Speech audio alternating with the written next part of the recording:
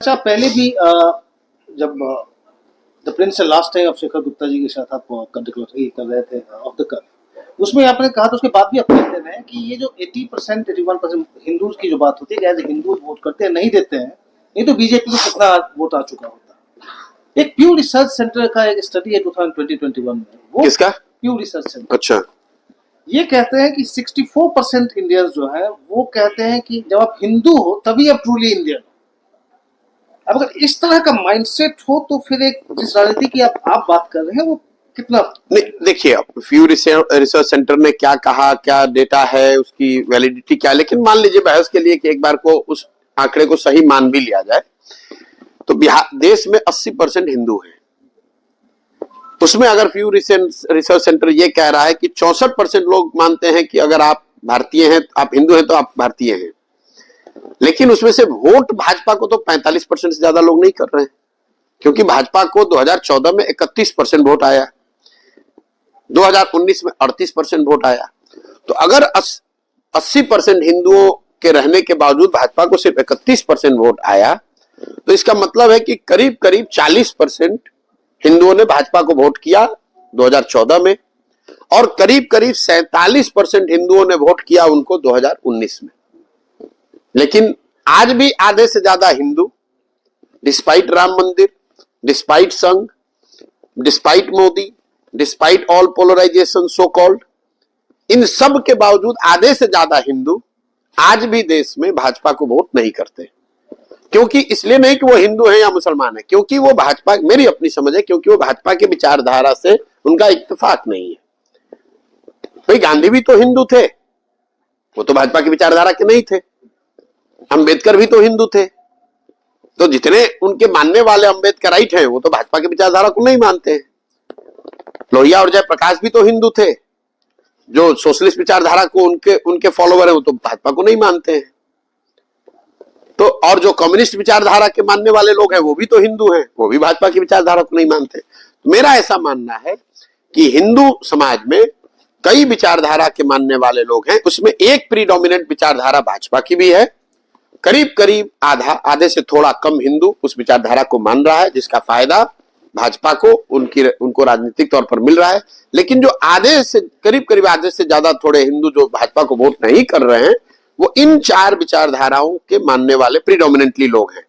तो राजनीतिक तौर पर अगर कोई भाजपा से लड़ना चाहता है, उनके सामने चुनौती देना चाहता है, तो सिंपल फॉर्मूला है, इन चार विचारधारा के मानने वाले लोगों को अगर आप देश में जो माइनॉरिटी जिसको कहते हैं उसके साथ जोड़ दे, तो आपका डिनोमिनेटर आज भी 60% 62% का होता है। जो लोग कहते हैं भाजपा को 38 मिला और विपक्षी दलों को 62 मिला, अगर उसको विचारधारा के आधार पर आप देखें तो ये 62% लोग कौन है? ये चार विचारधारा के मानने वाले हिंदू हैं, जो हिंदू गांधी को मानते हैं, अंबेडकर को मानते हैं, सोशलिज्म को मानते हैं और कम्युनिस्ट को मानते हैं, वो भाजपा को वोट नहीं करते हैं। और 18 से 20% जो माइनॉरिटी है वो भाजपा को वोट नहीं करता है। यही कुल मिलाकर 60-62% होता है। तो अगर कोई प्रयास, अगर आप भाजपा से राजनीतिक तौर पर लड़ना चाहते हैं, तो वो प्रयास इसी के इर्द गिर्द होना चाहिए कि कैसे इन चार विचारधारा को मानने वाले लोगों को एक साथ लाया जाए और उनको माइनॉरिटी के साथ जोड़ा जाए। अगर आप उनको साथ में जोड़ देंगे तो आप आगे काम आपका आसान हो जाएगा। तो ये इंडिया अलायंस आपको लगता है अगर ये इंडिया अलायंस आपको लगता है अगर हो जाता तो बीजेपी को टक्कर दे सकता है या 24 डन लेना? नहीं, देखिए मैं फिर वही बात कह रहा हूं कि इंडिया क्या है, इंडिया अलायंस क्या है? ये सिर्फ 10-12 अलग अलग राजनीतिक नेताओं और दलों का एक साथ मंच पर आने से, उससे उनकी अपनी अपनी ताकत तो है, लेकिन उनके बीच की सिनर्जी तो कुछ है नहीं, कोई कॉमन नैरेटिव है नहीं, कोई कॉमन एजेंडा है नहीं, कोई कॉमन प्रयास भी नहीं है। तो उन सिर्फ नेताओं के एक कमरे में साथ आकर बैठ लेने से, उनके साथ में बैठ के चाय पीने से, उनके एक साथ में बैठ के संवाददाता सम्मेलन करने से तो फायदा होगा नहीं।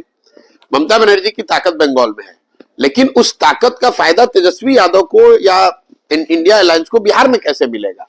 या जो ताकत मान लीजिए कि यहाँ लालू यादव की है, उस ताकत का फायदा अखिलेश को यूपी में कैसे मिलेगा? जब तक आप वो चैनल नहीं बनाओगे तब तक साथ में आने का कोई बहुत बड़ा फायदा नहीं होने वाला है। आपको भी लगता है 24 डन डील है? नहीं, देखो डन डील तो लोकतंत्र में कभी कोई कह नहीं सकता है, लेकिन अगर आज चुनाव हो जाए तो जो अभी तक दिख रहा है उसके हिसाब से मुझे लगता है कि भाजपा एनडीए गठबंधन को बड़ी बढ़त आज के तारीख में है। डन डील तो आप खुद पत्रकार हैं, किसको पता है 2 महीनों में क्या हो जाए कोई जानता नहीं, लेकिन अगर आज चुनाव हो तो भाजपा एनडीए को बहुत बड़ी बढ़त देश के स्तर पर दिख रही है। ये 38% जो भाजपा को मिलती है उसमें आपको क्या लगता है मोदी का कितना है और भाजपा का कितना है? कि अगर पीएम मोदी आगे नहीं हो, 29 हो, 34 हो, तब भाजपा कितना सिंक करेगी या नहीं? देखिए, ये डेल्टा एकदम फिक्स करना कि मोदी न हो तो कितना वोट कम हो जाएगा, ये तो बहुत मुश्किल का देख रही है कि पोस्ट मोदी शायद इनका कुछ हो जो नहीं। ये तो देखिए, जितने ये मतलब लेजी ऑपोजिशन वाले मैं कहूंगा जितने लीडर हैं बैठे हुए सोए हुए हैं कि अच्छा मोदी को तो नहीं हरा पाया, मोदी के बाद देखेंगे, इसका कोई मायने नहीं है। जहां तक आपने कहा कि मतलब भाजपा मोदी अगर न रहे तो कितना वोट मिलेगा, मुझे लगता है कि भाजपा की जो पूरी जो उनको 38-40% वोट अभी मिल रहा है वो इसलिए मिल रहा है कि उन्होंने एक 4 स्तरीय, मैंने पहले भी बताया है, 4 स्तरीय उनका सपोर्ट बेस है। एक तो एक विचारधारा आधारित हिंदुत्व का वोट है, दूसरा मोदी जी ने उसमें एक जो नया लीवर जोड़ा राष्ट्रवाद का, न्यू राष्ट्रवाद, भारत विश्व गुरु, भारत की विश्व में प्रतिष्ठा, तीसरा लाभार्थी, वेलफेयर को डायरेक्ट बेनिफिशियरी से जोड़ना और ये कहना कि भाई ये चीज मोदी जी की वजह से मिल रही है। शौचालय पहले भी बनते थे, अब शौचालय मोदी जी बनवा रहे हैं। लोगों को अनाज पहले भी मिलता था, अब अनाज मोदी जी उनको दे रहे हैं। बिजली पहले भी आती थी, अब बिजली मोदी जी दे रहे हैं। बैंक अकाउंट पहले भी लोग खोलते थे, अब बैंक अकाउंट मोदी जी खोल रहे हैं। और चौथा जो उनका इलेक्टोरल और फाइनेंशियल मसल पावर है ग्राउंड पे, इन चारों चीजों को अगर आप जोड़ दें तो हिंदुत्व, राष्ट्रवाद, लाभार्थी और राजनीतिक आर्थिक उनकी जो ताकत है, और इन चारों चीज को बाइंड कौन करता है वो है मोदी, ब्रांड मोदी। इसलिए मोदी जी का बहुत महत्व है। जो हिंदुत्व के विचारधारा को मानने वाला है उसको लगता है कि मोदी जी ने हमें वो ताकत, वो प्रतिष्ठा दी, जिसमें वो अपॉर्चुनिटी दी कि हम as a Hindu I feel emboldened. जो राष्ट्रवाद की वजह से वोट दे रहा है वो भी मोदी को कह रहा है कि ये मोदी आए तब पहली बार राष्ट्रवाद की बात इतने बड़े स्तर पे शुरू हुई। लाभार्थी जो है वो कह रहा है भाई सरकारें तो पहले भी थी लेकिन मोदी जी आए तो डायरेक्ट हमारा अकाउंट खुला, इसमें पैसा आ रहा है। और जो राजनीतिक व्यवस्था की बात है वो लोग भी बताते हैं, उनको लगता है कि भाई मोदी हैं तो भाजपा बड़ी मजबूती से लड़ती है, उनके पास ज्यादा साधन है, व्यवस्था है। वाजपेयी जी इतने मतलब हर चुनाव में इतनी मेहनत, इतनी ताकत नहीं करते थे वाजपेयी आडवाणी के एरा में। तो इन चारों वर्ग जो सपोर्ट पिलर हैं, मेन सपोर्ट पिलर, उन चारों को अपने अपने वजह से मोदी उसके पीछे फैक्टर दिखते हैं, इसलिए मोदी इतना बड़ा ब्रांड है। और जब वो नहीं हो तो भी कोई बहुत बड़ा फैक्ट नहीं पड़ेगा। अगर ये चारों पिलर बने रहेंगे तो कोई ना कोई दूसरा फेस आ जाएगा, फिर उसके इर्द गिर्द ये कहानी बन जाएगी। बेस तो यही 4 है। आपने कांग्रेस को 600 स्लाइड हम लोग कहा गया था, लंबा चौड़ा प्रेजेंटेशन कैसे रिवाइव करोगे? अब दिखता है शायद एक आध दो आपका अडॉप्ट कर लिए है। राहुल बाहर जाके यात्रा करने लगे, प्रेसिडेंट पार्टी का अलग हो गया, मैसेंजर अलग है, जैसे आप कहते हो मैसेंजर का कहते हैं आप, वो सारा अलग। लगता है कि आपके डॉक्यूमेंट से कुछ तो उन्होंने उठाया लेकिन पूरा लिया नहीं है अभी तक। देखो, मेडिसिन में कहा जाता है कि अगर आप आधी दवा लोगे तो ज्यादा डेंजरस है, क्योंकि रोग तो सुधरेगा नहीं, उस दवा से रेजिस्टेंस अलग हो जाएगा। तो मेरा जो उनको सुझाव था वो पहले 600 स्लाइड का था या 300 स्लाइड का था, वो महत्वपूर्ण नहीं है। वो कभी मैंने कांग्रेस को ये सुझाव नहीं दिया कि अगला चुनाव आप कैसे जीतेंगे। मेरा अपना आकलन है, सही है गलत है वो अलग बात है, कि कांग्रेस में की जो ताकत में जो गिरावट आई है वो सिर्फ एक कोई राहुल गांधी की वजह से, एक इलेक्शन की वजह से नहीं है। ये गिरावट 1985 से लगातार आ रही है कांग्रेस में। कई लोगों को लगता है अरे कांग्रेस तो 2014 में चुनाव हारी है। नहीं, ऐसी बात नहीं है। कांग्रेस 1985 के बाद इस देश में कभी चुनाव नहीं जीत कर आई है, ये लोगों का भ्रम है। भाई लोग कहते हैं 1989 में कांग्रेस हार गई, राजीव गांधी को कांग्रेस को बीपी सिंह ने हरा दिया। उस हारी हुई कांग्रेस को 1989 में 198 सांसद आए थे। लोग ये कहते हैं सोनिया गांधी ने कांग्रेस को रिवाइव करके जिता दिया 2004 में। 2004 में कांग्रेस के 142 सांसद आए थे। तो कांग्रेस एज ए पार्टी का तो लगातार गिरावट बना हुआ है। अगर आप पिछले 1989 के बाद मतलब 90 से आप जोड़ लीजिए तो करीब करीब 32-33 साल हो गए। अगर 33 सालों में आप जीत नहीं पाए हैं तो इसकी आपको ये समझना पड़ेगा कि कहीं ना कहीं कांग्रेस की व्यवस्था में एक स्ट्रक्चरल प्रॉब्लम है। The way they organise themselves, the way party functions, the way they communicate with people, the way they fight elections, इन सारी चीजों को जब तक वो बेहतर नहीं बनाएंगे तब तक उनको कोई लंबी सफलता, बड़ी सफलता मिलना मुश्किल लगता है। अब इसके लिए वो तैयार हैं नहीं है, कोई एक पीस उठाया उसको कर लिया तो उसका कोई फायदा बहुत होगा नहीं। जैसे मैं जो सजेस्ट कर रहा था उसको उन्होंने माना और कहा कि भाई आप इसको आके कीजिए, आप हो जाइए इंचार्ज हमारे, आप हमारा इलेक्शन कर दीजिए। और करने के लिए उन्होंने क्या कहा कि ईएजी हम बनाते हैं, एम्पावर्ड एक्शन ग्रुप, आप उसके हेड हो जाइए और आप हम लोग की मदद कीजिए, जिताइए। मैंने मना किया, क्यों? क्योंकि ईएजी करके कोई व्यवस्था कांग्रेस के संविधान में, कांग्रेस के कॉन्स्टिट्यूशन में ऐसी कोई बॉडी है ही नहीं। कांग्रेस के संविधान में कांग्रेस पार्लियामेंट्री पार्टी है, बोर्ड है, कांग्रेस के संविधान में सीडब्ल्यूसी है। तो आप पार्लियामेंट्री पार्टी को नहीं रिवाइव, पार्लियामेंट्री बोर्ड को नहीं रिवाइव कर रहे हो, आप सीडब्ल्यूसी को इंस्टीट्यूशनलाइज नहीं कर रहे हो डिसीजन मेकिंग को, और एक एडहॉक बॉडी बना रहे हैं कि ईएजी बनेगा और प्रशांत किशोर आए और तुरंत हमारा सब कुछ ठीक कर दे। तो ये तो संभव ही नहीं है। और आपके दर्शकों को ध्यान दिला दूं कि ईएजी तो बना, हम नहीं गए, लेकिन कांग्रेस ने ईएजी बनाया, 8 सदस्यीय वो कमेटी बनी हुई है। आप खुद पत्रकार है इतने बड़े, आपको आज तक पता चला कि वो ईएजी जो बनी है वो क्या कर रही है? कांग्रेस में कुछ नहीं कर रही है।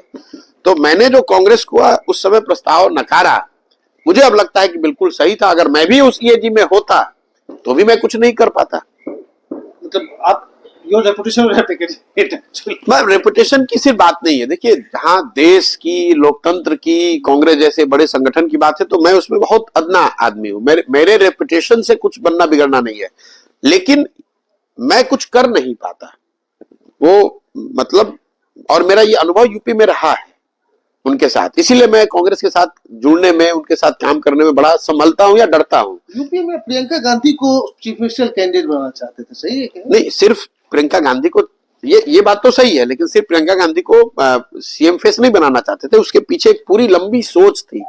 मैंने 3 महीने यूपी में अध्ययन करा के एक व्यवस्था, एक परिकल्पना बनाई थी, और तब प्रियंका गांधी राजनीति में थी नहीं। तो एक मेरे दिमाग में वो सोच थी कि किस तरह से उनको लाया जाए, किस भूमिका में लाया जाए, किस तरह से जनता के बीच में ले जाया जाए। और तब मेरा वो आकलन ये भी था कि समाजवादी पार्टी, जो उस समय मेरा बाद में आगे चल के सही साबित हुआ, कि समाजवादी पार्टी में आई कुड सी कि there was a serious discontent between the father and son. तो और बसपा एक तरह से अब डिक्लाइन में जा रही थी। तो मुझे ऐसा लगा कि उस समय कि अगर वो सब नीचे ग्रास रूट से समझ बूझ के ये बनाया कि अगर इनको लेकर आएंगे और कांग्रेस के साथ हम लोग संघर्ष करें, आगे बढ़े, तो एक बड़ी अपॉर्चुनिटी वहां थी। और उसपे कांग्रेस की सहमति भी बनी। अगर आप देखो, पहला जो कैंपेन लॉन्च हुआ उसका स्लोगन था 27 साल यूपी बेहाल। 27 साल में कौन कौन भाजपा यूपी को रूल किया था उससे पहले? भाजपा, बसपा और सपा। तो इस पर तो कांग्रेस लीडरशिप की सहमति थी कि भाई जब कांग्रेस का राज खत्म हुआ उसके बाद से यूपी की हालत खराब है। लेकिन जैसे ही उस कैंपेन को 3-4 महीने किया गया और नीचे से थोड़ी कांग्रेस को गर्माहट, थोड़ा अच्छा फील होने लगा कि अरे तो कांग्रेस रिवाइव हो रही है, तो जो होता है कि दे immediately jumped and got into alliance Sapa के साथ। और उस समय सपा चूंकि जमीन पर थी तो उनको लगा ये तो कांग्रेस रिवाइव हो जाएगी तो हम लोग को बड़ा नुकसान हो जाएगा। तो सामान्य समय में जब सपा कांग्रेस को 25-30 सीट भी नहीं देती है, 2017 के चुनाव में लोगों ने ध्यान नहीं दिया, सपा ने 110 सीट दिया कांग्रेस को, जो बाद में रो रही थी। हाँ, बाद में रोड़ा भले, लेकिन उस समय 110 क्यों दिया? इसलिए कि जो शुरुआती 6 महीने काम हुए तो थोड़ी सुगबुगाहट जमीन पर शुरू हो गई। कांग्रेस को उस समय अब मेहनत करने के बजाय इनको लगा कि अब सुगबुगाहट हो गई, जब सपा वाले 110 दे ही रहे तो इनके साथ लड़के जीत ले बिना मेहनत किए हुए। और फिर उन्होंने प्रियंका का लॉन्च, मतलब उससे उस बात से एग्री नहीं कि उससे पीछे हट गए। अब हम लोग के जैसे लोगों की मुसीबत ये थी कि अब चुनाव के 3 महीने पहले अगर आप बैक ट्रैक कर जाएंगे तो हमारे पास ये विकल्प नहीं था कि मैं छोड़कर निकल जाऊं। ये 2 बार आप यूपी में आपने इतनी मेहनत की, यहाँ आपने इनको एक रिवाइवल प्लान दिया पूरी पार्टी को। कॉपीराइट पेटेंट की तो बात ही नहीं कर रहे, अब वो इम्प्लीमेंट करी हुई है, आपको कोई क्रेडिट भी नहीं मिल रहा है। मुझे मैं ये काम क्रेडिट के लिए नहीं करता हूं। अगर मेरा ये मानना, देखिए, सिर्फ आइडिया देने से कुछ नहीं हो सकता है। वो आइडिया को जमीन पर उतारने के लिए, एग्जीक्यूट करने के लिए जो ईमानदारी, जो प्रयास, जिस प्रयास की जरूरत है वो महत्वपूर्ण है। कोई कहे भाई बिहार के गांव-गांव में आप घूमिए और घूमकर लोगों को जगाइए, तो आइडिया ठीक है, लेकिन उसको करने की व्यवस्था, उसको करने की जो दृढ़ करने के पीछे जो दृढ़ संकल्प की जरूरत है, उसकी भी तो जरूरत है। तो मैंने उनको आइडिया दे दिया, कोई कॉपीराइट नहीं है, उनको क्या, पूरे देश के सामने वो आइडिया है, जिसको मन है वो कॉपी पेस्ट करके उसको कर ले, लेकिन करना तो आपको पड़ेगा, मैं तो सिर्फ सलाह दे सकता हूं। तो अगर आपको करने नहीं आता है तो सिर्फ आइडिया लेकर आप क्या करेंगे? आप लाइब्रेरी में चले जाइए, सारे किताब वहां लाइब्रेरी में है, लेकिन अगर आप उसी लाइब्रेरी में पढ़ने वाला कोई व्यक्ति 90% भी नंबर लाता है, उसी लाइब्रेरी में बैठने वाला आदमी कोई फेल भी करता है। तो सिर्फ किताब होने से आप थोड़ी ज्ञानी हो जाइए, किताब तो पढ़ना पड़ेगा, पढ़कर उसको समझना पड़ेगा, और समझकर फिर जब परीक्षा है तो लिखना पड़ेगा। अच्छा, हमें कहा जाता है कांग्रेस के नेताओं द्वारा प्रियंका गांधी आपकी एज ए पोल स्ट्रेटेजी बहुत बड़ी फैन रही है। नहीं, ये देखिए, फैन तो कोई नहीं होता है, फैन क्या होगा, वो लोग बहुत बड़े लोग हैं, हम लोग साधारण लोग हैं। हमारी क्या विसात है कि प्रियंका गांधी हमारी फैन होंगी? हम लोग बहुत साधारण परिवार से आते हैं। मैंने ये पहले घटना भी बताई है, जब मेरे पिताजी यहाँ पर बक्सर में चीफ मेडिकल अफसर थे, तब राजीव गांधी, मतलब प्रियंका जी के फादर, प्राइम मिनिस्टर थे, और तब 1989 में राजीव गांधी आए थे वहां प्रचार करने कांग्रेस का। तो मैं 7वें 8वें क्लास में पढ़ता था। तो हम लोग की इतनी इच्छा थी कि भाई प्रधानमंत्री कैसे होते हैं देखने जाने के लिए, तो इतनी सिक्योरिटी उस समय थी, प्राइम मिनिस्टर की होती ही है, तो आप नजदीक से तो जाके देख नहीं सकते थे। क्योंकि मेरे पिताजी वहां चीफ मेडिकल अफसर थे, तो हम लोग एम्बुलेंस में बैठ के गए थे, क्योंकि एम्बुलेंस को अलाउ होता था कि वो स्टेज के नजदीक पहुंच सकती है गाड़ी मेडिकल नीड के हिसाब से। तो हम लोग एम्बुलेंस में बैठकर देख रहे हैं कि ये प्रधानमंत्री इस तरह से लोग आते हैं, ये इस तरह दिखते हैं, इस तरह से ये लोग आते जाते हैं। उस स्थिति से उठकर मैं जहां पर हूं, मैं ये कभी नहीं कहूंगा कि वो उनके बच्चे हमारे फैन हैं। हम बराबरी पर, हाँ ये जरूर है कि मैं बैठ के बात करता हूँ तो बराबरी पर ही करता हूँ, मतलब मैं बराबरी बात करता हूँ। मैं कभी किसी के सबसर्विएंट होकर मैंने काम किया नहीं है और आगे करूंगा भी नहीं। वो उनको भी मालूम है, वो बराबरी का, उनको अगर रिस्पेक्ट वो दे रहे हैं तो मैं भी उतना रिस्पेक्ट उनको देता हूँ। लेकिन मेरे मन में कभी इस तरह की गलतफहमी नहीं रहती है कि मैं बहुत बड़ा आदमी हूँ। मुझे मालूम है कि मैं साधारण परिवार से आता हूँ और मुझे अपनी जगह बनाने के लिए उतनी ज्यादा मेहनत और करनी पड़ेगी दूसरे के मुकाबले, तभी मेरी जगह बन पाएगी। आप अपने परिवार की बात की, थोड़ा इसके बारे में मुझे पता है, मतलब कैसे आपको आइडिया है कि पोल कंसल्टेंसी में घुसेंगे? नहीं, कोई बिल्कुल गलत बात है कि मेरे को कोई आइडिया या कि मैं ये पोल कंसल्टेंसी करके तो कोई चीज ही नहीं होती है, भारत में तो कभी रही नहीं है। हम लोग तो अपना पढ़ाई लिखाई करके नौकरी करना और अपना जीवन व्यवस्थित तरीके से चलाना, उसी फील्ड में रहे हैं। अब संजोग से मुलाकात उसी परिप्रेक्ष्य में मोदी जी से हुई, गुजरात में कुपोषण पर काम करने के संदर्भ में बात हुई, और आए भी वही काम करने छोड़कर। अब साथ में रहते रहते एक नियति भी चीज है, ऊपर वाला, हम लोग तो क्या निमित्त मात्र हैं। अगर आपके ऊपर लिखा हुआ है भगवान ने कि ये इस रास्ते पे चलना है तो वही हो जाता है। आए थे तो काम वही करने, और धीरे धीरे इस लाइन में आ गए। और ऐसा मैं नहीं कह सकता हूँ कि हमने कोई सोचा था या मेरी कोई ऐसी बड़ी सोच थी कि मैं राजनीति में कुछ कर सकता हूँ, ऐसा नहीं है। ये तो समय है, धारा में बस समय के साथ चले हैं, जो होता गया वो करते गए। और अभी अब जब आप पीछे देखते हैं कि अच्छा 10 साल में आपने कुछ बड़ा अच्छा कर लिया है, ऐसी बात नहीं है कि उस 10 साल पहले अगर आप मेरे से पूछते तो मुझे थोड़ी जानकारी होती, मुझे कोई जानकारी। मैं बस आपसे बस लास्ट 2-3 क्वेश्चन जन स्वराज अभियान के बारे में पूछूंगा, उसके पहले एक लास्ट नेशनल पर्सपेक्टिव में क्वेश्चन। 24 के बाद अब इंडियन पॉलिटिक्स को किस तरफ जाता हुआ देख रहे हैं? अपोजिशन पूरे स्प्लिट है, पार्टी जे रोड हो रहा है उनका बेस, कांग्रेस स्ट्रेंथन नहीं हो रही है, किस तरफ जा रहा है? पर डिपेंड करता है कि फाइनल नंबर्स क्या आते हैं। लेकिन अगर कांग्रेस अपने 2019 के परफॉर्मेंस में कुछ मटेरियल डिफरेंस कांग्रेस के स्थिति में नहीं आएगी, गुड और बैड, तो स्टेटस को मुझे लगता है कि अभी कुछ और समय तक के लिए बना रहेगा। लेकिन अगर मटेरियल डिफरेंस उसमें आ जाए, जैसे 50-55 सीट घट के 20-25 हो जाए, 30 हो जाए, या फिर वो बढ़ के 75-80-100 हो जाए, तो आपको कुछ हलचल दिख सकती है। लेकिन अगर unless Congress reaches close to 100 और क्लोज टू 25-30, स्टेटस को मोर और लेस बना रहेगा कम से कम 1-2 साल तक, क्योंकि वो व्यवस्था ऐसी है कि उसको कोई शेक करने के लिए अभी तैयार नहीं है। राहुल गांधी उसके सर्वे सर्वा हैं, और जैसे वो चाहेंगे कम से कम नियर टर्म में पार्टी वैसे ही चलेगी, अनलेस की कोई ऐसी घटना हो जाए जो हम लोग के मतलब फोर्से हम लोग को देख नहीं पा रहे हैं। मुझे नहीं लग रहा है कि कोई बहुत बड़ा शेकआउट कांग्रेस में इमीडिएटली रिजल्ट के बाद होगा, unless that result is dramatically different than what it was in 2019। 25-30 में आ जाएगी कांग्रेस तो क्या होगा? तो मुश्किल होगी, तो मुश्किल हो सकती है। ऑलरेडी मतलब अगर 25-30 पर आ जाए तो क्वेश्चन नहीं, कांग्रेस पार्टी या उस विचारधारा के लिए एग्जिस्टेंशियल क्वेश्चन नहीं है, लेकिन उसकी जो लीडरशिप है उसके लिए तो जरूर आ जाएगी। अगर आप 15 साल के बाद 2014 में हारे, चलिए एक शौक लोगों ने बर्दाश्त कर लिया, 19 में हारे बर्दाश्त कर लिया, अब अगर 2024 में भी आप उससे भी नीचे चले जाते हैं, मटेरियली नीचे चले जाते हैं, तो निश्चित तौर पर कहीं ना कहीं आत्मचिंतन भी होगा और उस चिंतन से कुछ उथल पुथल की स्थिति भी बन सकती है। तो प्रशांत किशोर, बिहार में लोग देख रहे हैं थर्ड ऑल्टरनेटिव के रूप में, नेशनल थर्ड ऑल्टरनेटिव कौन है? मुझे नहीं मालूम है नेशनल, मैं तो बिहार को समझ रहा हूं और मैं जो काम करता हूं, मेरा अपना स्वभाव है, जो करता हूं बस उसी में लगा रहता हूं। मैं बंगाल में जब काम कर रहा था तो देश दुनिया की चिंता किए बगैर हम 2 साल बंगाल में हमने काम किया। मेरा अपना मानना है कि बिहार, अभी मेरी जो समझ है, मेरी जो कुछ भी भगवान ने मुझे शक्ति बुद्धि साधन व्यवस्था दिया है, इस सब पर सबसे पहला हक बिहार और बिहार के बच्चों का है। मुझे बिहार को सुधारने के लिए प्रयास करना चाहिए, चाहे इसमें 2 बरस लगे, 4 बरस लगे। जब मैं लोगों को कह रहा हूं कि तुम देश की चिंता छोड़ो, अपने बच्चों की चिंता करो, तो ये बात मेरे पे भी लागू होती है। देश में क्या हो रहा है, अमेरिका में क्या हो रहा है, भैया जो हो रहा है होने दो, पहले मुझे बिहार की स्थिति सुधारने पर फोकस करना चाहिए, क्योंकि दूसरे जगह सारे परेशानी के बाद भी हम लोग से उनकी स्थिति बहुत अच्छी है। गुजरात का कोई बच्चा आके बिहार में तो मजदूरी नहीं कर रहा है, कर्नाटक में स्थिति खराब है, अच्छी है, लेकिन कर्नाटक का कोई बच्चा आके तो बिहार में नौकरी नहीं ढूंढ रहा है। हम लोग के बच्चे जाकर गुजरात में, कर्नाटक में, तमिलनाडु में मजदूरी कर रहे हैं। तो मुझे लगता है कि मेरी या कोई भी वो व्यक्ति, बिहार का हर वो व्यक्ति जो बिहार के भविष्य के लिए चिंतित है, अपने बच्चों के लिए बेहतरी चाहता है, अभी एक बार 2, 4, 5 साल के लिए हम लोग पूरा देश दुनिया छोड़कर हम लोग को ध्यान देना चाहिए कि अपनी स्थिति को कैसे बेहतर बनाएं।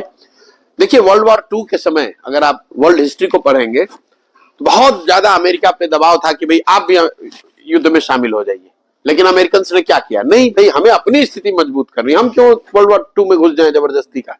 जब स्थिति आई, जब अमेरिका इतना मजबूत हो गया या बन पाया, तब उन्होंने मदद की और जीत के भी आए और वर्ल्ड की लीडरशिप भी उनको मिली।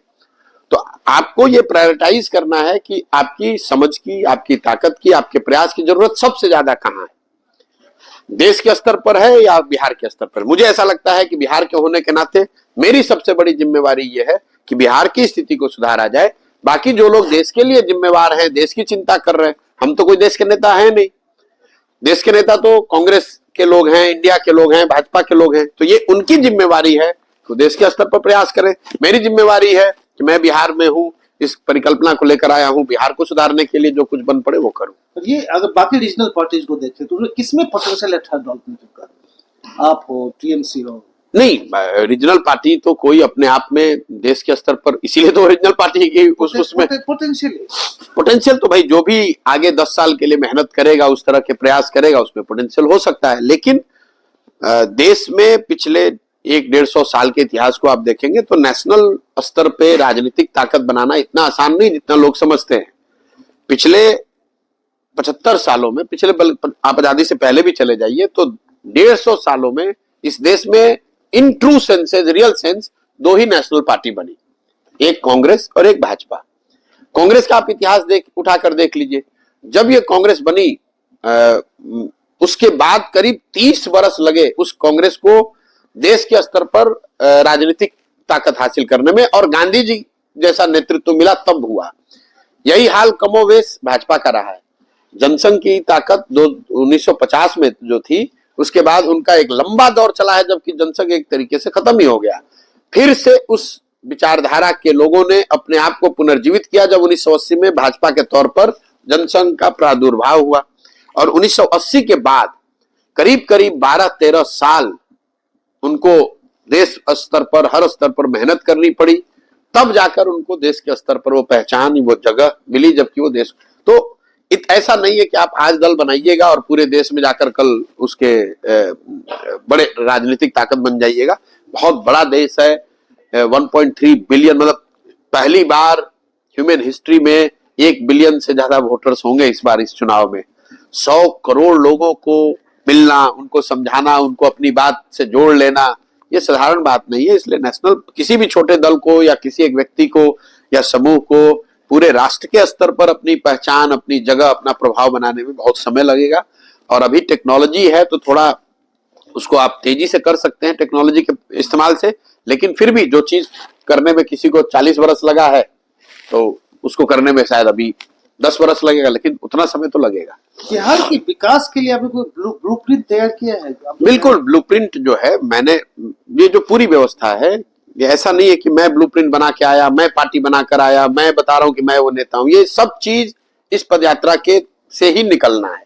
पदयात्रा के जो 3 उद्देश्य हैं, पहला उद्देश्य है कि पहले सामूहिक तौर पर बिहार के लोग ये माने, समझे, चिंतन करें कि नहीं, हम अब राजनीतिक बंधुआ मजदूरी नहीं करेंगे, ना जात के नाम पे, ना धर्म के नाम पर, ना लालू के डर से, ना भाजपा के डर से, हम अपने बच्चों के लिए वोट करेंगे। दूसरा प्रयास है कि अगर ये सब लोग तैयार हैं तो भैया विकल्प, एक नया बढ़िया विकल्प बनाया जाए, ताकि सब लोग मिलकर एक नया दल बनाए। प्रशांत किशोर ना बनाए, बिहार के लोग बनाए, प्रशांत किशोर उसमें मदद कर रहे हैं। और तीसरा पदयात्रा का क्या उद्देश्य है कि बिहार के हर पंचायत का अलग अलग अगले 10 वर्ष की योजना बनाई जाए। उस पंचायत का, जब हम लोग पदयात्रा कर रहे हैं तो हम तो चलते हैं 10 दिन हम रुकते हैं, पंचायत वाइज पूरे 8,500 पंचायत का। मैं 16 महीने में सिर्फ मैं 12 जिलों में गया हूं। इतना समय क्यों लगता है? इतना समय इसलिए लगता है कि जितने दिन मैं चलता हूं, करीब करीब उतने ही दिन मैं जिले में रहता हूं। हर मेरे साथ जो सैकड़ों लोग काम कर रहे हैं, हर पंचायत की स्थिति का अध्ययन कराते हैं, फिर हम लोग उसको बैठकर उसका चिंतन करते हैं। और जो सैकड़ों विशेषज्ञ देश दुनिया से जिसको मैंने जोड़ा है इस परिकल्पना में, उनकी मदद से यो योजना बनाते हैं कि अगर कल मौका मिल जाए तो इस पंचायत को अगले 10 वर्ष में कैसे विकसित किया जाएगा। और उस पंचायत की जो समस्या है, कहीं जल जमाव है, कहीं रोड नहीं है, कहीं अस्पताल नहीं है, इन बातों की चर्चा तो उसमें करते ही हैं। उसके साथ साथ हर पंचायत के प्रोग्राम में 10 वर्षीय जो प्रोग्राम बना रहे हैं उसमें 3 चीज बताई जा रही है। पहला कि हर पंचायत में बिहार में बच्चों के पढ़ने के लिए अच्छी व्यवस्था कैसे की जाएगी। दूसरा, हर पंचायत में 800 से 1200 नए रोजगार के अवसर कैसे पैदा किए जाएंगे, ताकि किसी को यहाँ रोजगार के लिए, मजदूरी के लिए बाहर नहीं जाना पड़े। नौकरी नहीं मिलेगी, लेकिन मजदूरी कम से कम 10, 12, 15 हजार के लोगों को अपने पंचायत ब्लॉक में मिल जाए, इसकी योजना बना रहे हैं। और तीसरा, खेती को यहाँ खाने वाली खेती से कमाने वाली खेती कैसे बनाया जाए। जैसे गांव देहात में हम लोग, आप बिहार में सुनते होंगे, लोग कहते हैं भैया गांव में आए हैं, अभी खेती का रोपनी का समय है, इसके बाद कमाने के लिए लुधियाना जाएंगे।